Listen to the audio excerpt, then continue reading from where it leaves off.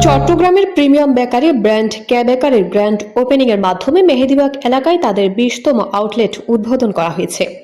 নতুন ও আধুনিক এই আউটলেটটি 12 নভেম্বর বিকেলে ম্যাক্স হাসপাতালের বিপরীতে আনুষ্ঠানিকভাবে উদ্বোধন করা হয়।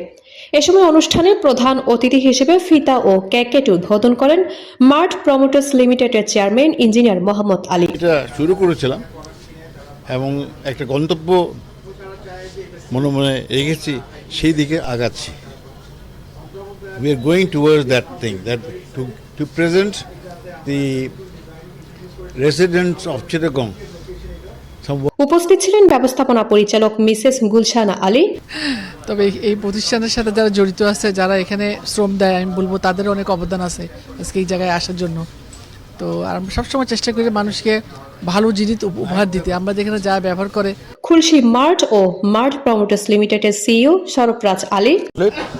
টু রিজনস, ওয়ান ইজ আমরা মেহেদীবাগে আগে ছিলাম এবং অনেকদিন পর আমরা লোকেশন পাচ্ছিলাম না দেখে আবার আমরা প্রায় 1-1.5 বছর ব্রেকের পর আবার এখানে আসলাম।